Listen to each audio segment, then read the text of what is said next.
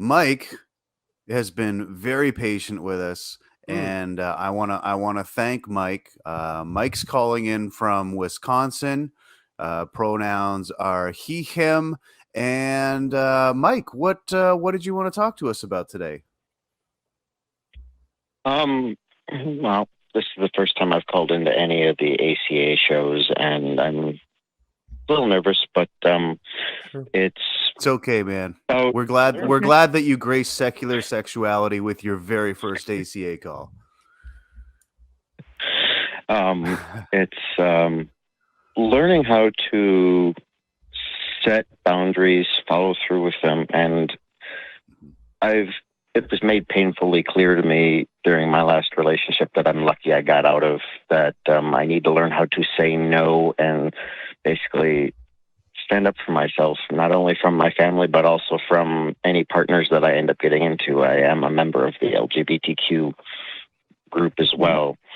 And it's, like I said, it was found painfully clear to me that, Any helpful advice?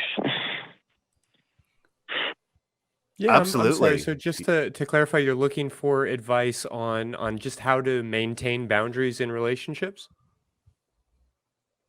Yeah, and any helpful advice on how to get better at saying no in relationships and personal issues. So, Sure. So, the cuddle therapy is actually ideal for this, but in particular, cuddle party is really ideal for this. If you have any cuddle party events happening near you, I would highly recommend that you seek them out, check them. Uh, you know, it it seems very repetitive because every time you go to a couple party, you're saying, why do I have to sit through this 1 hour workshop around boundaries, consent, practicing how to say yes, practicing how to say no. And then after that, during the couple time, it almost seems completely ridiculous because we're asking all the time, would it be okay if I touch you here? Would you like to be touched there?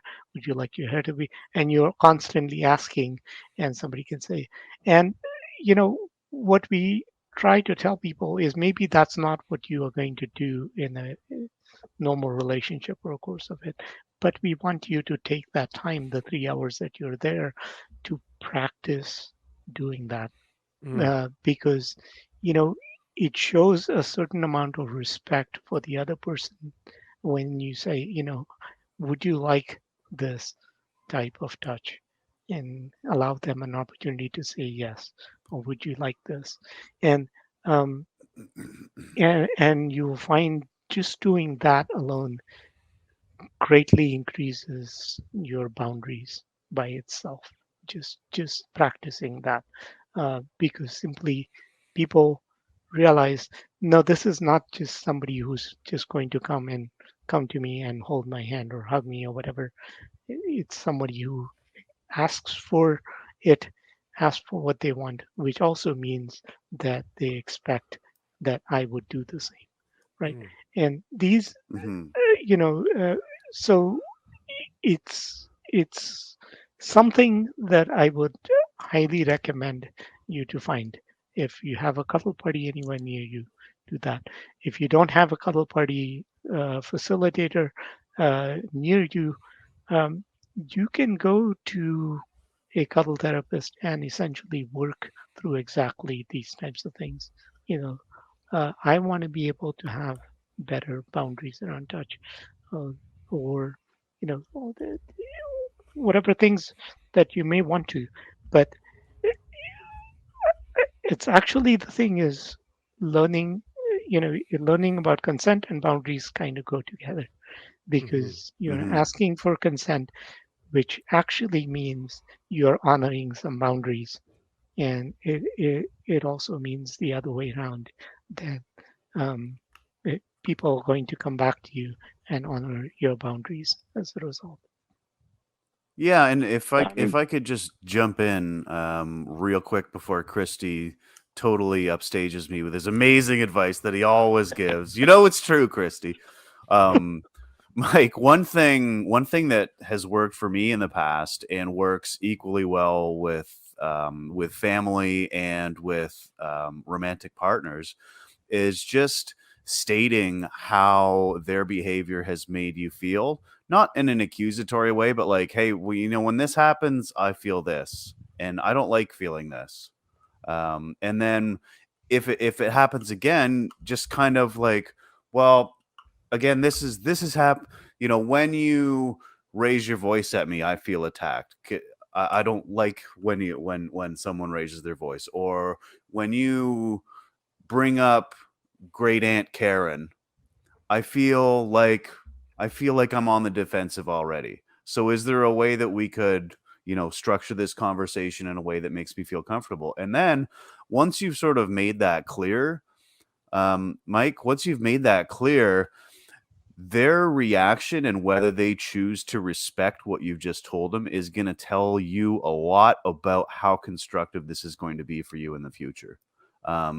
You can't pick your family, so you're kind of, you can, your family are the people who are good to you, right? So it's harder with family, is what I'm trying to say. Yeah, you can, yeah, but especially with a partner, you absolutely should be able to set those boundaries. And if your partner cares about you, then their reaction to you saying, hey, I'm feeling this, that's going to tell you whether they really care about you, and where you ought to go from there. One thing before Christy jumps in with his ever wise wisdom. Yes. Yesterday was a pretty painful issue for me. I just found out the full extent of just how homophobic my mother's side of the family is yesterday. Right. And yeah, had to, through my therapists that I have, through my doctors that I have, which are really good doctors. They're not really trying to push religion on me and everything. They're very secular. They work through all their issues, in a meaningful way.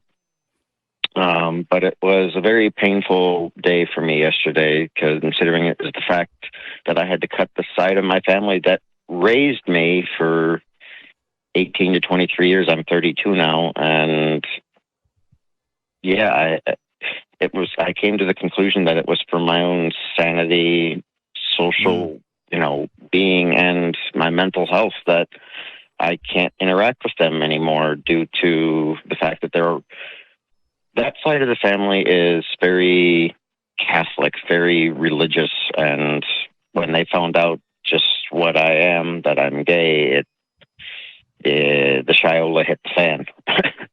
Right. Yeah. Yeah, well, I hear that you are working with a therapist, and that feels huge. I also hear that you are noticing that these are patterns of things that you've sort of allowed in the past, and that's not your fault. And I think that that's worth really underlining. At the same time, you can begin to take back some of your life by being willing to let people know when they're crossing those lines. I really liked some of the language that Nate was modeling, and I think you'll find a lot more of that type of language in a book called Nonviolent Communication by Marshall Rosenberg. I really want to recommend that. I think it is a great insight, and it'll empower you not only to yourself communicate in ways that are more kind and that are less filled with anger, but it'll also help you to notice forms of coercion or pressure, or what Rosenberg kind of Yes. blanketly calls violence in your Yeah. life, and just becoming aware of those pressures, so that you don't have to rely on like your own resentment or your own aggression as an indicator. You can actually have some insight into, why does this bother me so much? It's because you're being like pushed or prodded or cajoled in these ways that are maybe subtle and socially acceptable, but that are violating your boundaries. So I would really encourage you to take a look at that. But more than anything, I think just being willing to notice your own language. If you get into a abusive relationship, there is such a temptation to kind of put a veneer on it. And so if you find yourself talking to your friends or to the family that you are able to have healthy relationships with, or to anybody in your life, if you find yourself describing your partner relationships in sort of like the best possible light, and sort of like fudging some of the details and maybe sort of glossing over the timeline and just finding ways to try and make them look good that aren't entirely honest, that may be a really good sign that there are forms of abuse here that you are perhaps not ready to confront.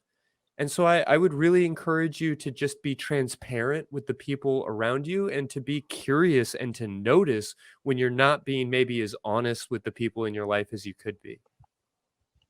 And I want to say that with this last relationship that I just got out of, I'm lucky I actually got out of it. Considering the history that I found out after my partner was arrested, that they have quite the checkered long rap sheet that they managed to hide from me that was made aware of after the fact. I am, basically everything you just said I was doing with my family, just kind of glossing over the details, making it look all nice and sunshine and daisies, and I didn't really notice or didn't want to notice everything that was going on. Yeah, it was a very nasty relationship that I am very thankful I got out of. Yeah, well, I'm glad to hear it. And you should know that there is no timeline on your healing and that there is no quota on the person that you're becoming. There's no expectation that you never, ever, ever, ever get taken advantage of again. Certainly, we hope the best for you, and we hope that you find relationships that are empowering and fulfilling.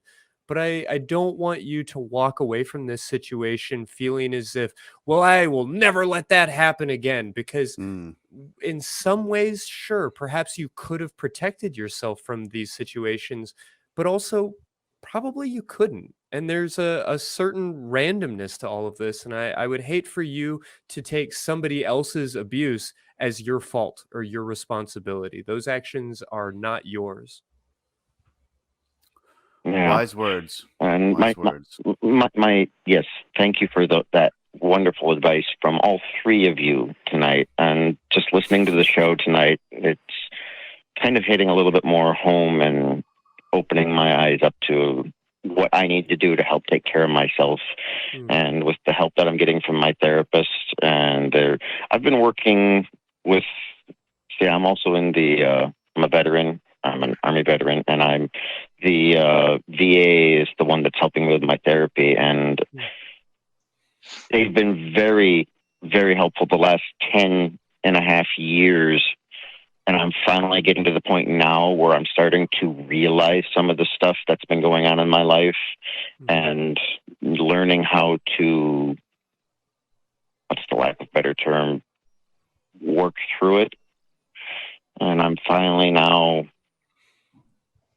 trying to get myself taken care of. I'm working on myself versus sacrificing myself to help everybody else in my life while neglecting myself. That's basically what I was doing a lot.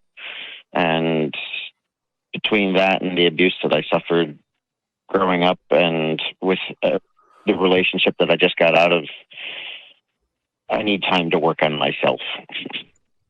Yeah, absolutely. And one gay veteran to another, there's no point where you're ever going to be fixed, but there is going to be a point where you feel ready, if that makes sense, like there's no, so just try to go with that. And Mike, we do need to wrap up here, but I hope that I get to talk to you again.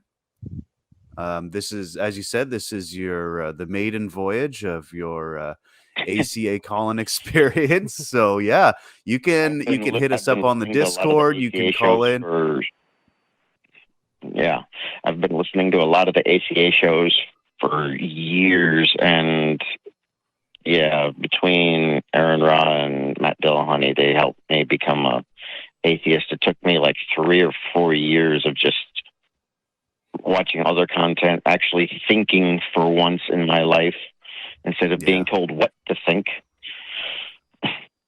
Yeah, being shown well, how good to on you. think. It's a about journey. Aaron Yeah. Ra is great. I haven't heard of this Matt guy, but yeah, Aaron Ra is great. I kid. All right, Mike. Well, I want to thank you very much for calling in today, and again, hope that you're feeling better. I'm glad to know that you're seeking help, and yeah, you take it easy, man. I hope we talk to you again soon. Thank you, folks, very much. It's been a very wonderful evening chatting with you three. Yeah, have a great night. All right. Thank you.